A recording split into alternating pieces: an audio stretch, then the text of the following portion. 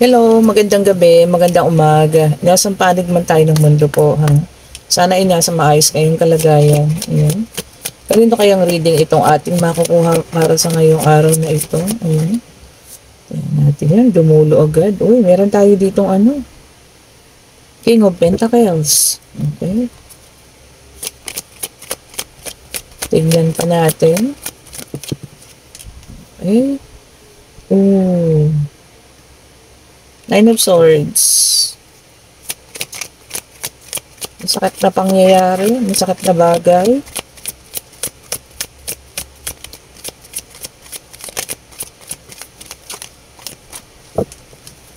Tignan pa po natin. Oops! Wow! Nakita nyo naman yun. Okay, meron tayo ditong Knight of Swords. Okay po. Meron tayo ditong Page of Wands. Meron tayo ditong Page of Swords. Ayan. Then, meron tayong Two of Wands. Ayan. Isang bagsakan to eh. And then, meron tayong Two of Pentacles po. Ayan. Okay. Ayan pa natin. Isa na lang. Ay, huwag naman po ganito karami. Isa-isa lang po. Ayan. Isa-isa lang po ha. Huwag naman po sobrang dami. Ayan na. Pinagbigyan tayo. Talagang isa lang. Tumalon pa. Tingnan nga natin. Oh! Meron tayong Six of Swords. Okay po. So, dito ha. Merong isang taong greedy. Ayun, kung nakikita nyo, yakap-yakap pa yung kaperahan. Ano? Maaaring ito po ay nakarelasyon ninyo, karelasyon nyo sa ngayon. Ayan. Na talagang ang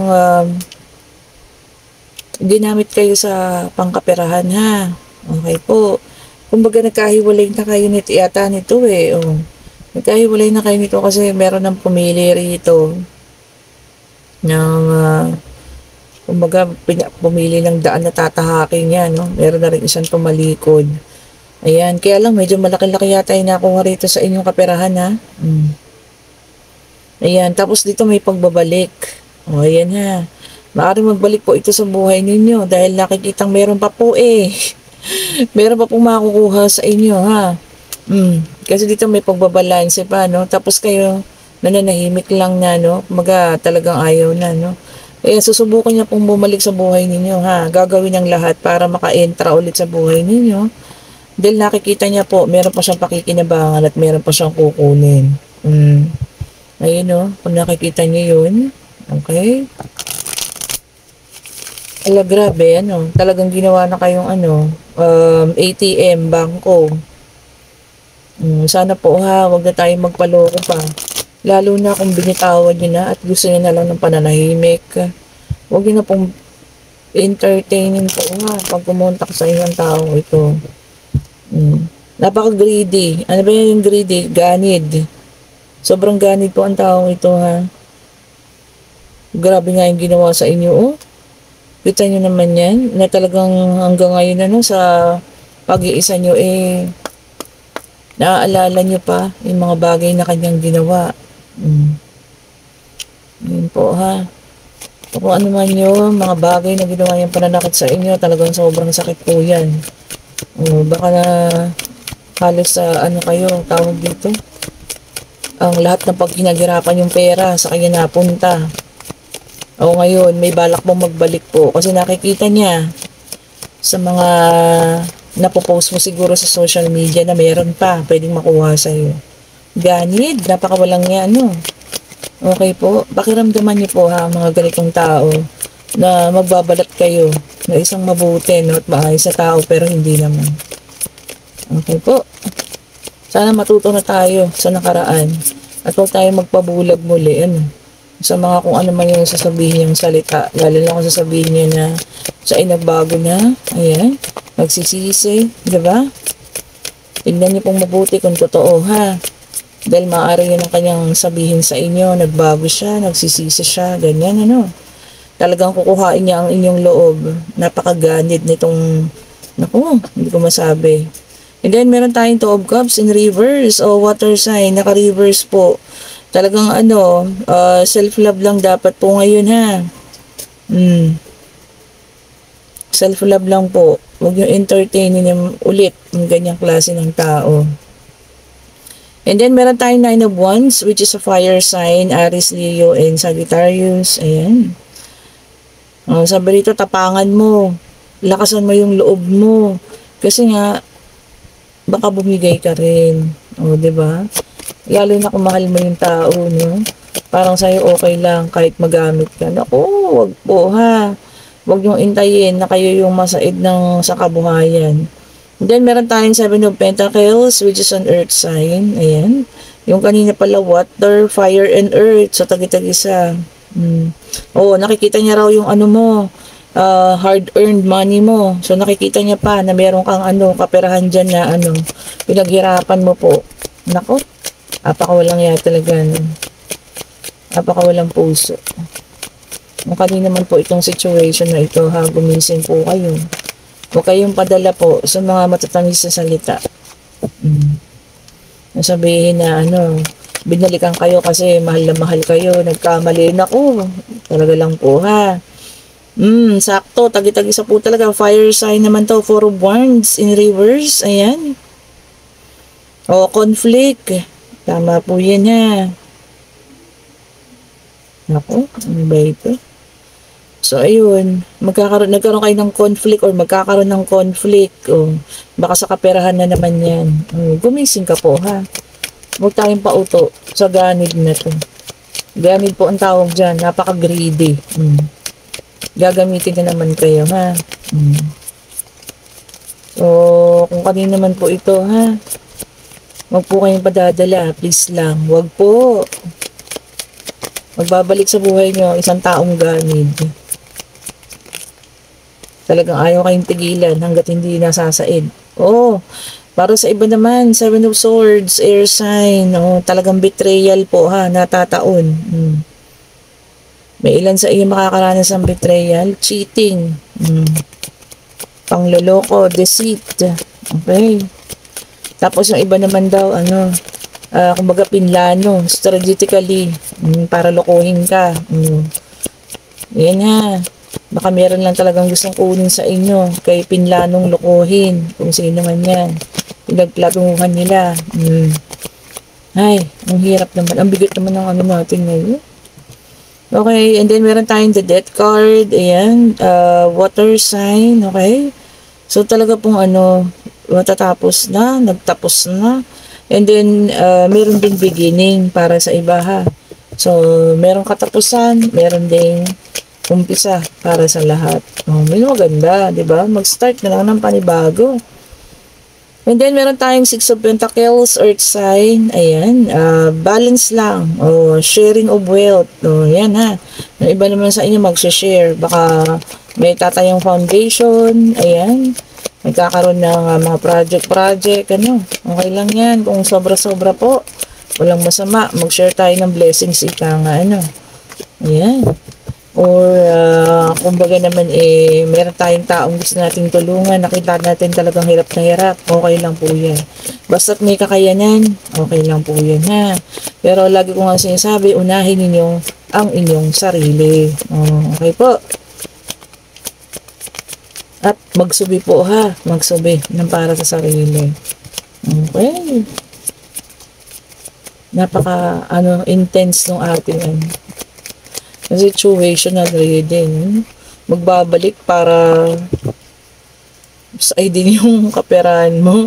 And then meron tayo dito Two of Swords, air sign. Ayan. Decision making. Sabi niya and choices. So, pagpili. Meron pong pipiliin. May pagdesisyon na gagawin. Kung ano man ito ha. Napakabigat siguro. Ayun po, isang mabigat na pagdedesisyon. And then, meron tayong Five of Wands, a fire sign. Ayan. Yung iba sa inyo, magkakaroon ng competition or makikipagkompetensya, no? Para saan kaya? Ay, nako. Maaring sa trabaho ito. No, baka nagkakaroon kayo ng kompetensya for promotion. Ayun, biglang nag-flip. And then, meron tayong the Fool, air sign. Yung iba gusto ng freedom, panibagong panimula. Yung iba naman, nagpapanggap na inosente. Ayan po ha. Yung iba may adventure. Kung saan yan ha, mag-weekend na. Baka meron kayong adventure. Syempre, summer na, no? Ingat-ingat po ha. Mag-ingat kayo. Kung saan man kayo makarating. Okay, masarap din mag-adventure ha. Syempre, paminsan-minsan, kailangan natin mag-enjoy. Ito, nag-flip ito. And then, meron tayong Six of Cups, water sign. Ayan. Yung iba sa inyo, nabubuhay po sa nakaraan o living in the past. Ay, move on na po tayo ha. Sa mga taong sa palagay ninyo, kasi mararamdaman nyo na yan kung walang pagbabalik. Move on na po. Okay po? Pag walang paramdam, ibig sabihin po, malabo na magbalik ang mga taong yan ha. Huwag nyo nang ubusin yung oras nyo, sayangin yung energy nyo sa pag-aantay sa mga taong ganun. Okay po, baka naman may mga bagong tao na nagpaparamdam tapos hindi na binibigyan ng pagkakataon. Okay, bigyan nyo yung sarili nyo na ng panahon na salamuha naman po sa ibang tao ha. Okay, ito na ating last Page of Swords on air sign. Ayan. Yung iba sa inyo magkakaroon ng bagong idea. Ayan, baka sa trabaho, no?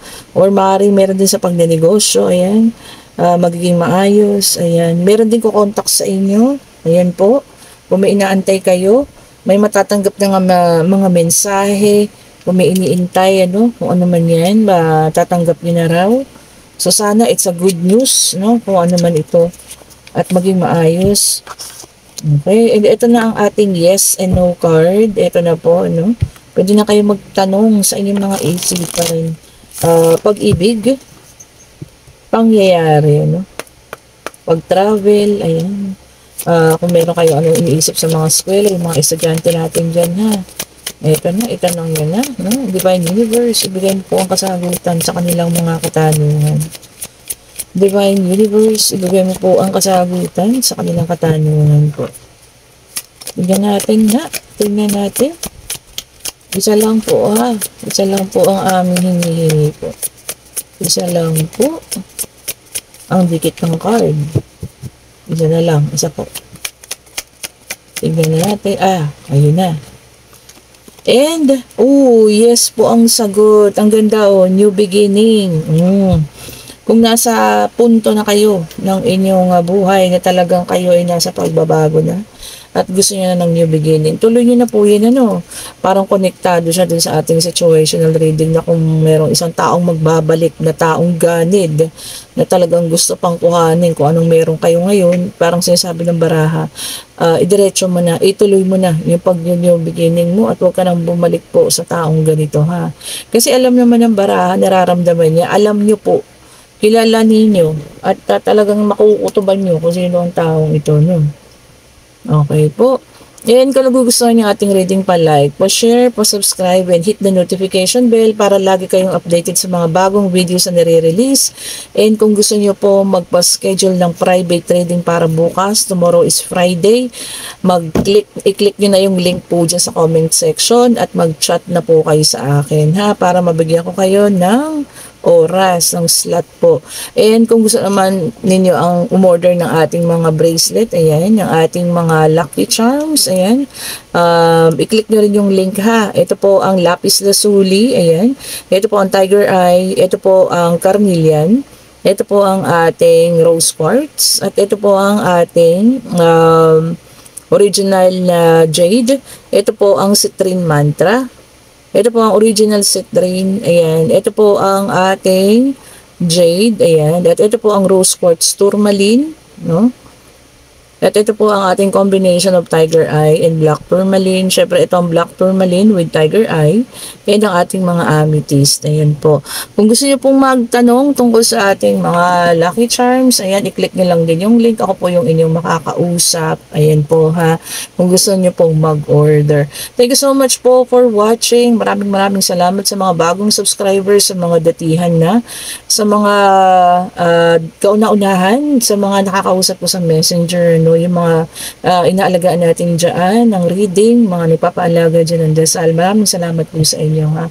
God bless po sa lahat. Happy Thursday. Ayan. Have a great night po. Bye-bye po.